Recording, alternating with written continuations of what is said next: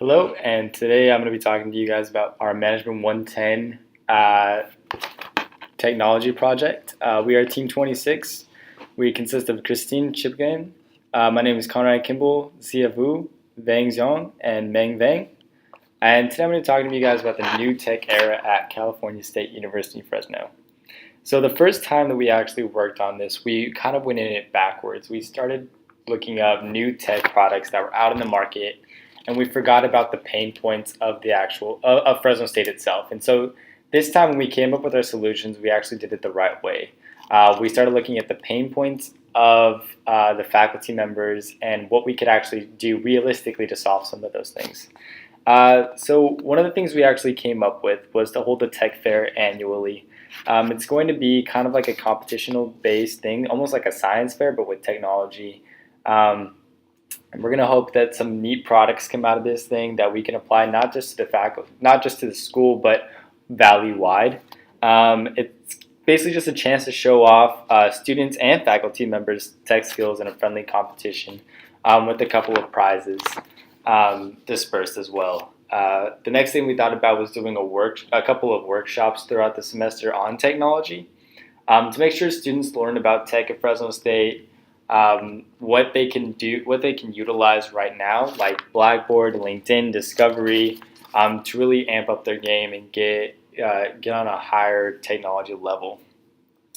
So that was the second thing we thought of, and the third, we wanted to incorporate emails and newsletters talking about the different technology that we hold here at Fresno State, and as well as upcoming technology. And we think it's important we do that because we want to make sure that there are always going to be people that are informed about this tech. It doesn't, even if we have these workshops, even if we do this tech fair, it really doesn't matter unless there's people that actually go to them.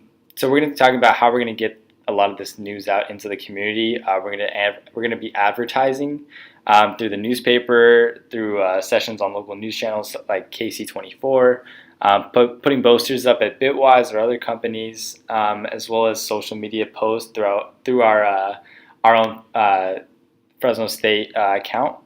We're also going to be doing student talk classes as well as hopefully faculty talk classes if we get the funding for it.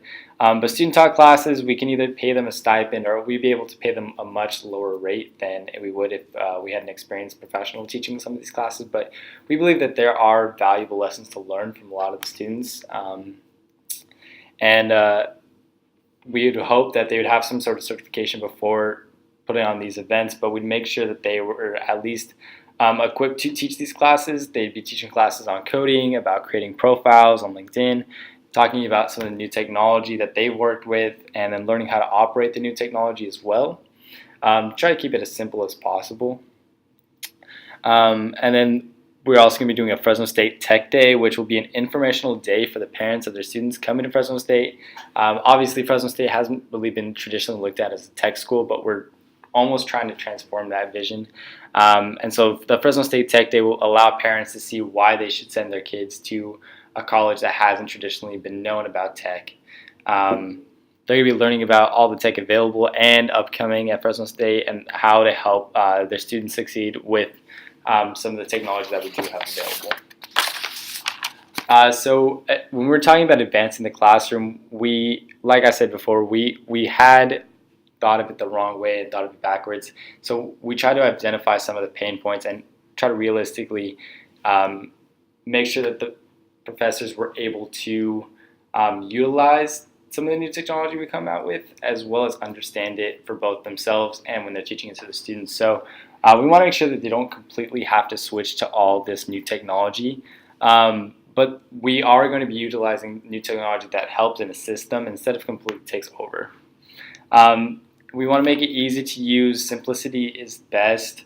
We want to make sure that they spend their time teaching the students, not trying to learn themselves on what the new technology is. And we want to prepare the professors by giving them kind of a way in and an easier transition in by showing them workshops, as well as hopefully doing this transition throughout the summer course when their load isn't as heavy. So they're able to kind of learn this new technology, apply it, and then use it once the semester hits. When we talk about a budget for a lot of these things, obviously the tech fair is going to cost some money.